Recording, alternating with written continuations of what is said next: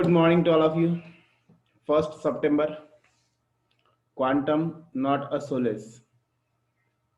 काय म्हटलेलं आहे बघा आता, क्वांटम नॉट अ सोलेस. काय नेमकं याच्यामध्ये सांगितलेलं आहे की क्वांटम करण्यात आलं पण सोलेस नाही आहे. म्हणजेच काय, ऑन प्रशांत भूषण कंटेम्प्ट केस. मग प्रशांत भूषण यांना जी शिक्षा देण्यात आली पण त्यातून सोलेस म्हणजे आत्मसमाधान ज्याला म्हणतो आपण, तर ते नाही आहे. ठीक आहे. मग हे जे आहे ती आपल्याला माहिती आहे की प्रशांत भूषण यांना जे सुप्रीम कोर्टामध्ये जे काही सुप्रीम कोर्टाचा अवमान केल्याबद्दल जे कंटेम्प्ट म्हणतो आपण, तर त्या कंटेम्प्ट बद्दल जे तर काय करण्यात आलं होतं, शिक्षा देण्यात आली होती. ठीक आहे. मग ती जी शिक्षा आहे ती फक्त 1 रुपी म्हणजे कमी शिक्षा आहे, पण त्याचा अर्थ असं नाही की ते आत्मसंतुष्ट करणारी नाहीये. ठीक आहे. बघूयात मग नेमकं काय म्हटलं एडिटोरियल मध्ये. Solve parajumble questions, arrange sentence properly in the given time, 2 minutes only. Discuss the correct sequence along with explanation and result feedback. ठीक है, चलो देखते हैं. सॉरी, आपल्याला हे जे code of contempt of court जे आहे तर त्याच्याशी रिलेटेड एक एडिटोरियल आहे, ज्यामध्ये प्रशांत भूषण यांनी एक इमेज शेअर केली होती आणि ट्विट केले होते. ठीक आहे. त्याबद्दल त्याच्याशी रिलेटेड आधी पण आपण काही एडिटोरियल बघितले. आता आपण बघूया पुढचा. ही जी शिक्षा देण्यात आली 1 रुपीची, त्याच्याबद्दल नेमकं काय म्हणण्यात येते त्याबद्दल आपण आता डिस्कस करूया. ठीक आहे. मग जी हेडलाईन आहे ती हेडलाईन काय सांगते की जे पण मागच्या पद्धतीने quantum not Sonal penalty, the penalty may be mild. Supreme court sentence on Bhushan diminishes its stature, exposes intolerant side. Supreme कोर्टाने जे काही सेंटेन्स दिलं ऑन भूषण, जे काही प्रशांत भूषण यांच्यावरती जे स्टेटमेंट दिलेलं आहे ते काय करताय, डिमिनिश करणं म्हणजेच कमी करणं.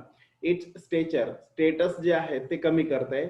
आणि एक्सपोजेस इनटॉलरंट साइड, आणि स्वतःची असहनशील अशी जी बाजू आहे ती दर्शवते किंवा दाखवते सगळ्यांना. ठीक आहे. क्लिअर. चला तर याच्यावर बेस आता पॅराजंबल ट्राय करू. Let start.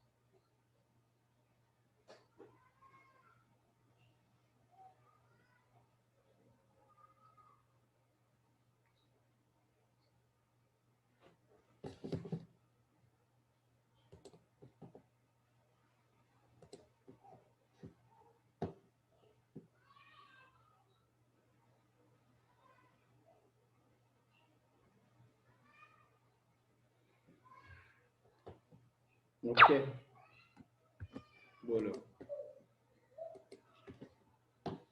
What will be the correct sequence?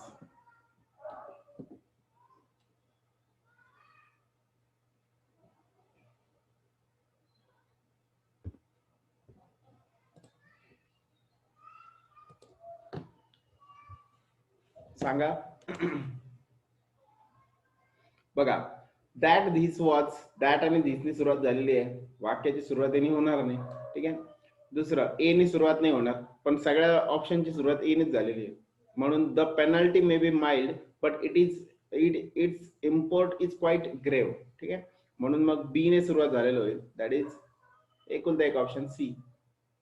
So the correct answer will be C. बघूयात काय.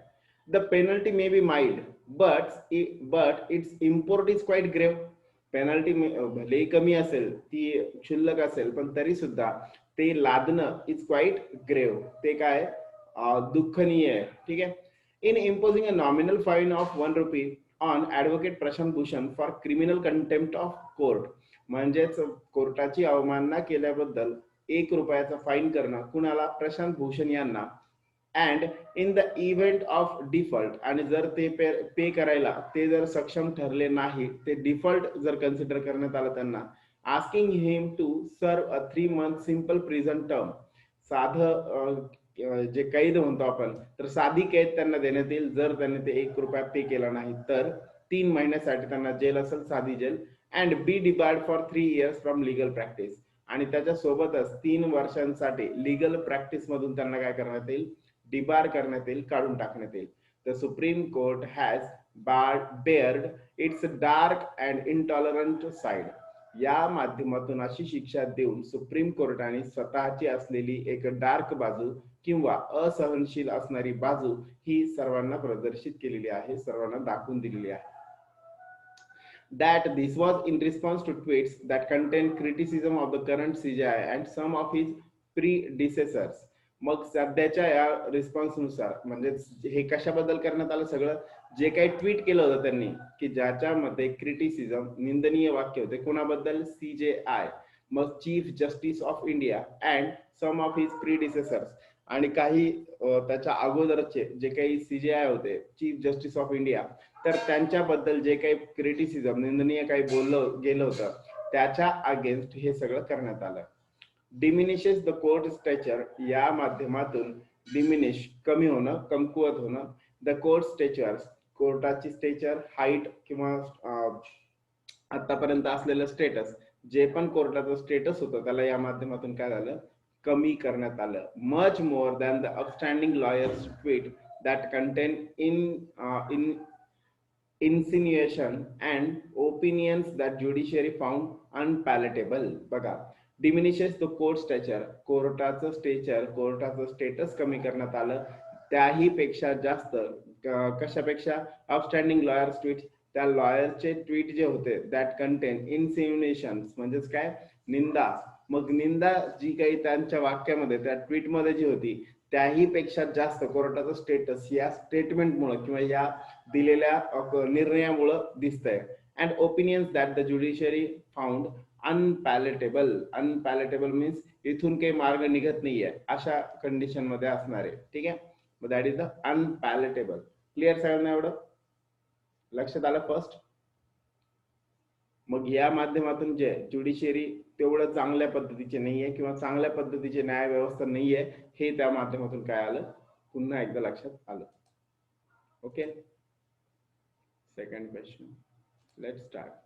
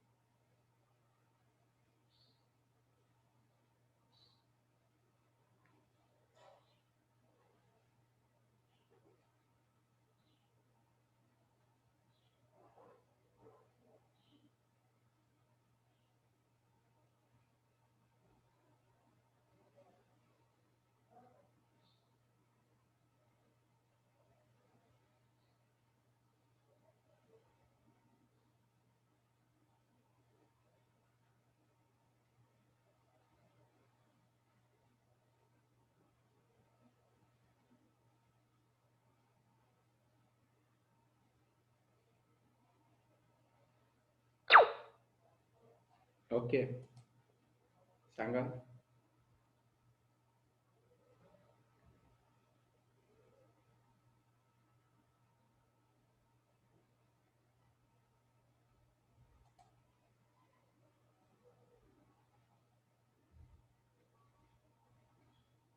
बी बी बी बी बी बी.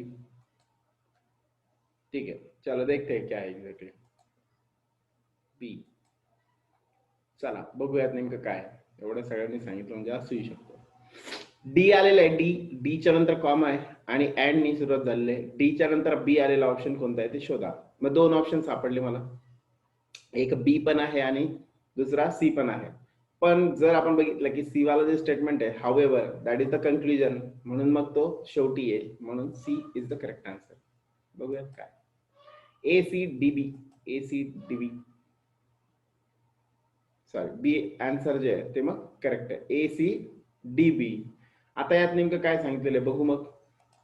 During the hearing on sentencing. मग जसं की सेंटेन्सिंग मीन्स सजा सुनावणं, ठीक आहे. मग during the hearing on sentencing हे ज्या पद्धतीची शिक्षा सांगण्यात आली. It appear that the bench had painted itself into a corner. Paint itself into a corner ही एक काय फ्रेज आहे. बघा आता काय नेमकं म्हटलेलं आहे. ड्युरिंग द हिअरिंग ज्या पद्धतीनं हे हिअरिंग करण्यात आलं, हिअरिंग ज्या पद्धतीने करण्यात आलं त्यानुसार जर आपण बघितलं तर काय केलं जात आहे, त्या माध्यमातून painted itself into a corner and was looking for a way out by seeking an apology. म्हणजेच काय, painted itself into a corner म्हणजेच काय, स्वतःसाठी एक संकट ओढावून घेणं. इट अपियर्ड दॅट या शिक्षेमधनं असं लक्षात येतं की बेंचने किंवा ज्यांनी निर्णय दिला त्यांनी स्वतःवरती एक संकट ओढावून घेतलं. And was looking for a way out by seeking an apology. आणि या माध्यमातून ते काय करत होते, एक नवीन मार्ग अवलंबण्याचा प्रयत्न करत होते. बाय सिकिंग अन अपॉलॉजी कशाबद्दल, अपॉलॉजी म्हणजे माफी मागणं. So that quietus could be given to the whole issue. Quietus means quiet या शब्दापासून तयार झालेला आहे शांतता. तर शांततेच्या मार्गाने हा इश्यू काय होऊन जाईल, सॉल्व्ह होईल. मग काय केलं होतं की ज्या पद्धतीने हे सेंटेन्स दिलं, बेंचने काय करण्यात आलं होतं की जे सेंटेन्स त्यांच्याकडनं देण्यात आलं होतं त्या सेंटेन्स वरती यांनी असं सांगितलं होतं की एक वेगळा वे आउट काढण्यासाठी स्वतःलाच काय करून घेतलं, अजून जास्त गर्दतेमध्ये ढकलून दिलं. आणि ज्यामध्ये त्यांनी काय केलं, एक अपॉलॉजी मागितली, एक माफीनामा ज्याला म्हणतो आपण, तर तो मागितला होता. जर त्यांनी माफी दिली, प्रशांत भूषण यांनी जर माफीनामा जर दिला तर त्या माध्यमातून काय होईल, हा पूर्ण इश्यू जो आहे तो शांततेच्या मार्गाने सुटून जाईल. However, mister Bhushan was in no mood to oblige. Oblige means follow करणं. मग मिस्टर भूषण मात्र याच्या कोणत्याही मूड मध्ये नव्हते की त्यांनी माफीनामा द्यावा असं. Placing his bona fides and conscience above the need to give a face saving option to the court to close the case. Placing his bona fides. Bona fides means कार्य वगैरे सगळं जे काय आहे करंट, तर ते सगळं. अँड कन्सायन्स आणि त्यांच्या पद्धतीचं जे काही त्यांचं जे काही म्हणजे त्यांच्या मार्गाने जे आहे, तर above the need to give a face saving option to the court. कोर्टाला एक face saving option. Face saving म्हणजेच काय, स्वतःची इमेज जी आहे किंवा इज्जत जी आहे ती वाचवणं, ठीक आहे. मग या माध्यमामध्ये किंवा या केसमध्ये मिस्टर भूषण यांना कोणत्याही मूड मध्ये नव्हते की सुप्रीम कोर्ट असेल तर त्या कोर्टाने जे स्वतःची इमेज जी आहे त्याला हे करण्यासाठी मी स्वतः माफीनामा द्यावा या मूड मध्ये ते बिलकुल नव्हते.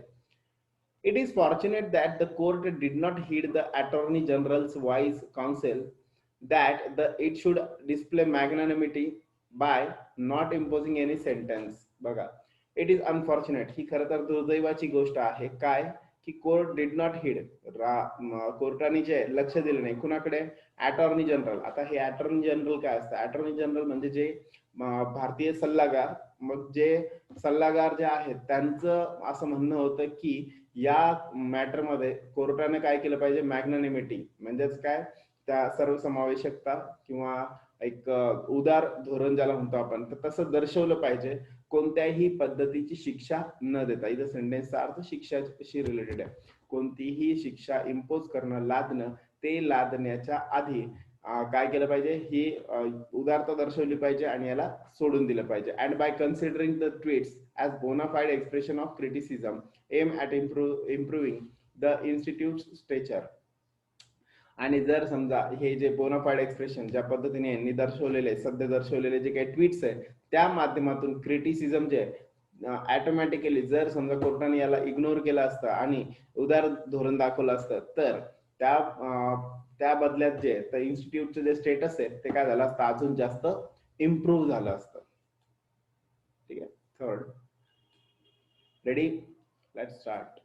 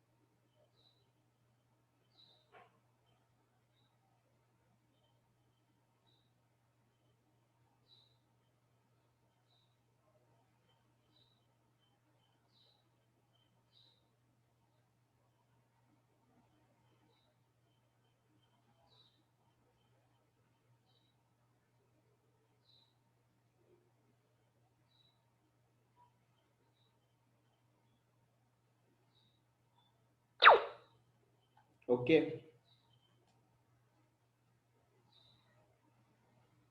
क्लियर. चलो बोलो फिर.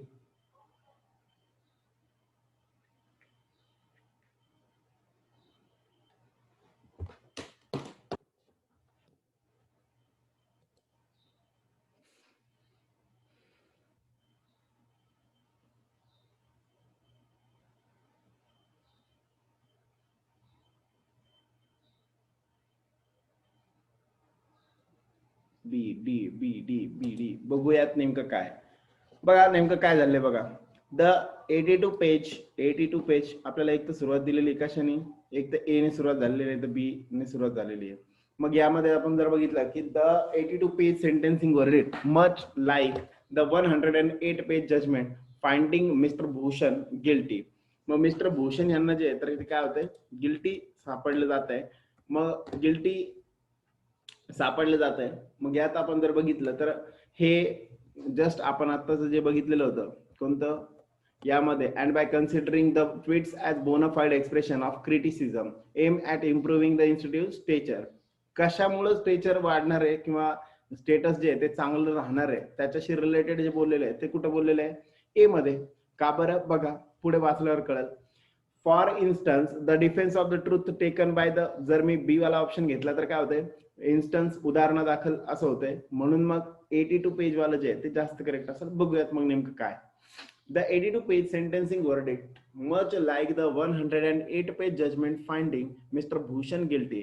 82 पेजचं जे काही सेंटेन्सिंग वर्डिक्ट देण्यात आलं, जे स्टेटमेंट देण्यात आलं तर त्यानुसार 108 पेजचं जजमेंट जे होतं फाइंडिंग मिस्टर भूषण गिल्टी हे सेम आहे कशाच्या, जे 108 पेजेसचं भूषण यांना गिल्टी सांगणार किंवा त्यांची चूक आहे हे सांगणारं जे काही स्टेटमेंट होतं त्याच्यासारखंच आहे. Sets much store by the claim that it is not so much the reputation of individual judges that the court is seeking to protect but the standing of the institution in the eyes of the public. मग जर आपण बघितलं की हे जे यावरनं असं दिसतं की जे सांगितलं जातंय, ज्या जजमेंट मध्ये म्हटलं जातंय, काय म्हटलं जातंय, इंडिव्हिज्युअल जजेसच्या रेप्युटेशन पेक्षा जास्त कोर्टाचं जे काही स्टेटस आहे ते जास्त महत्वाचं. इन्स्टिट्यूशन म्हणजे court in the eyes of public, लोकांच्या नजरेमध्ये हे जे काही स्टेटमेंट देण्यात आलं याच्या मागे फक्त कोर्ट जज जे आहेत त्यांचं स्वतःच रेप्युटेशन नाही, तर कोर्टाच्या किंवा इन्स्टिट्यूशनचं जे काही स्टेटस आहे त्याचा विचार करून जे आहे ते देण्यात आलेलं आहे. हुज म्हणजे institution, whose faith and trust are necessary for its sustenance. मग यांना जर या कोर्टाबद्दल जर ट्रस्ट किंवा फेथ जी आहे ती लोकांच्या नजरेमध्ये असायला पाहिजे असं जर वाटत असेल तर म्हणून हे डिसिजन जे आहे ते देण्यात आलेलं आहे. For instance the defence of the truth taken by mister Bhushan has been characterised as something that aggravates the contempt. ठीक आहे, बघूया मग नेमकं काय म्हणतंय शेवट. ADBC डी वाला ऑप्शन करेक्ट असेल. बरं, बी वाला ऑप्शन का बरं नाही? बी मध्ये काय AC घेतलेलं आहे. द रिझनिंग इज राईट याच्यासाठी हे जर म्हणायचंय समजा तर द रिझनिंग इज राईट म्हणण्यासाठी पुढचं ऑप्शन पण सांगावं लागेल याच्या अगेन्स्ट. ठीक आहे, मग ट्रस्ट किंवा फेथ ह्यांच्याशी रिलेटेड लगेच पुढे if the judiciary is majesty. Majesty means त्यांचं वर्क समजा किंवा त्यांची उदारता, डिग्निटी त्यांचं स्वतःचं धोरण अँड ट्रस्टवर्दीनेस आणि विश्वास वर indeed in the values at stake. मग जर समजा judiciary it would have been far more advisable for the court not to have taken up this matter on its own motion.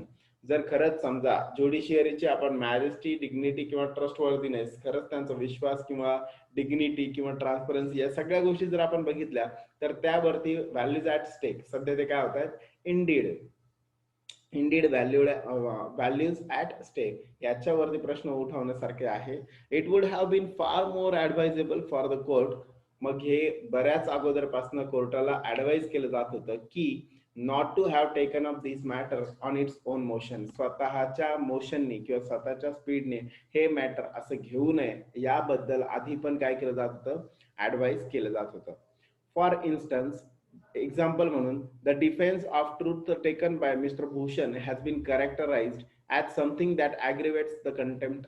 मग एक्झाम्पल म्हणून जर आपण कन्सिडर केलं तर defence of truth taken by mister Bhushan यांनी ज्या पद्धतीने डिफेन्स केला has been characterised as something that aggravates the contempt, ज्या माध्यमातून कंटेम्प्ट जे आहे ते काय होतं अजून वाढलं जाऊ शकतं. म्हणजे काय, मिस्टर भूषण यांना काय करण्यात यायला पाहिजे होतं, चान्स देण्यात यायला पाहिजे होता. कशाचा, डिफेन्स करण्याचा. ठीक आहे, की ज्या माध्यमातून काय केलं गेलं असतं, कंटेम्प्ट जे आहे ते सांगितले गेले असते.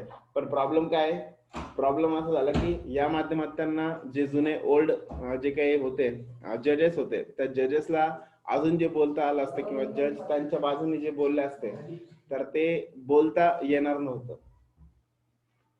द रिझनिंग इज राईट, आणि ही रिझनिंग राईट आहे. त्यांना जे बोलू द्यायला पाहिजे होतं त्यांच्या बाजूने, ज्या ओल्ड जज आहेत त्यांचे काही ओपिनियन मांडण्यासाठी मिस्टर भूषण यांच्या बाजूने किंवा त्यांना सपोर्ट करण्यासाठी येणार होते, ते मात्र येऊ दिले नाही. ठीक आहे, म्हणून मग ही रिझनिंग जी आहे ही राईट आहे की ज्या माध्यमातून काय करण्यात आलेलं आहे, त्यांना शिक्षा दिली किंवा त्यांना हे जे दिलेलं आहे हे कोर्टाने जरा जास्त वेगळ्या पद्धतीने घेतलेलं आहे. ओके, अँड लास्ट क्वेश्चन आहे, सगळ्यांनी ट्राय करा.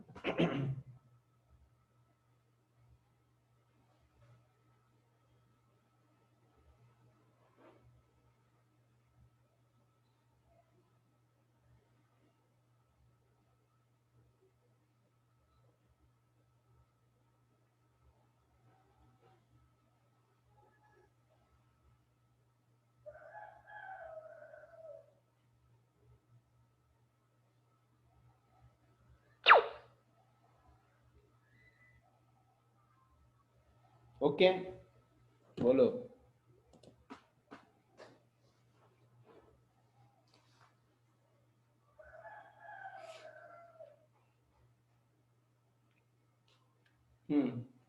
बोलो.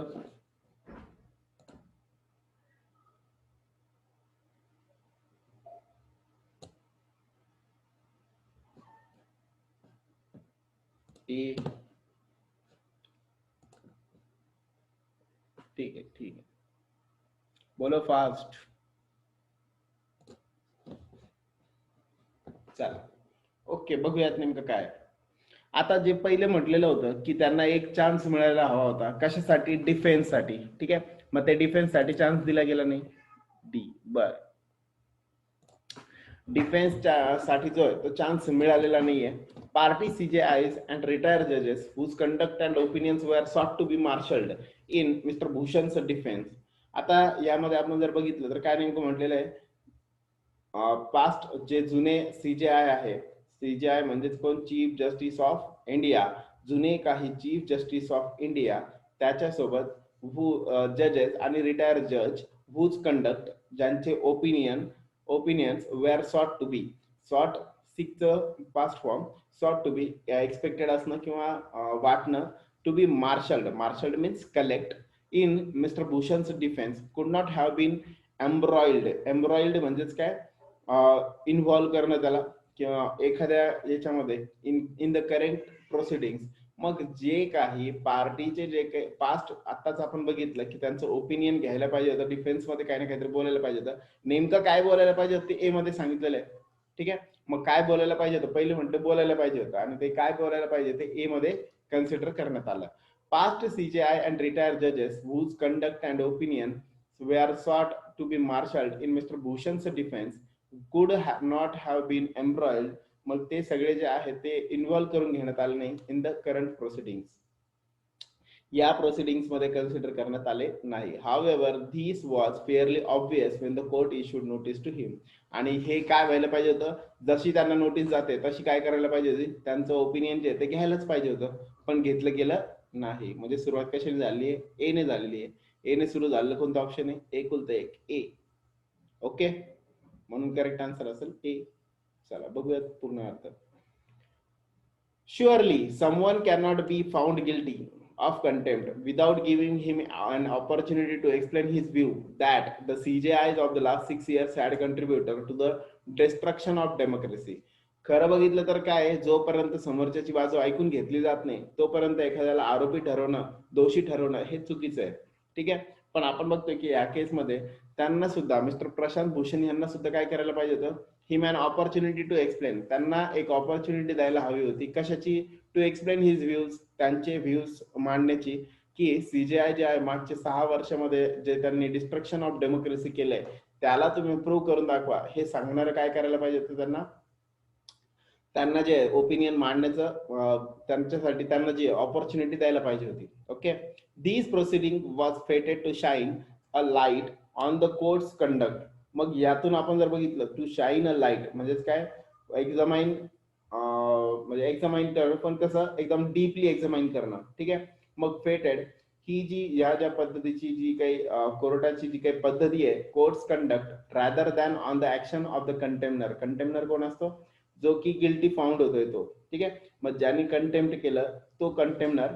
मग जर आपण बघितलं की या प्रोसिडिंगच्या माध्यमातून कोर्टाचेच कंडक्ट जास्त दिसत आहे दॅन द ऍक्शन ऑफ कंटेम्नर. तो जो कंटेम्नर आहे किंवा जो गिल्टी फाउंड झालाय त्यापेक्षा जास्त कोर्टाचीच ऍक्शन जी आहे ती काय? जास्त अग्रेसिव्ह आहे. In the ultimate analysis it is not a verdict that purge म्हणजे आणणं mister Bhushan of any contempt. जर आपण अल्टिमेट अनालिसिस केलं तर या माध्यमातून व्हर्डिक्ट मधनं असं दिसतं की मिस्टर भूषण यांना खेचलं जातंय कशामध्ये, ऑफ एनी कंटेम्प्ट, कशाचं तरी कंटेम्प्ट मध्ये खेचलं जातंय असं लक्षात येतं. Rather it comes across and as an unfair, हे चांगलं नाहीये, अनफेअर आहे, बट इनइव्हायटेबल, टाळण्यासारखं नाहीये, punishment for his refusal to apologise or express regret for his opinions on the conduct of the judiciary in recent times. त्याही पेक्षा जास्त it comes across an unfair, unfair पद्धतीचं वाटतं, but inevitable punishment for his refusal to apologise, म्हणजे ही त्यांच्या action किंवा contempt करण्यापेक्षा जास्त त्यांनी जी माफीनामा मागितला नाही किंवा त्यांच्या ओपिनियन बद्दल रिग्रेट दर्शवलं नाही, त्याबद्दल जास्त या ऍक्शन अग्रेसिव्हली कोर्टाने घेतलाय असं या माध्यमातून लक्षात येतं. Okay, thank you, good day to all of you.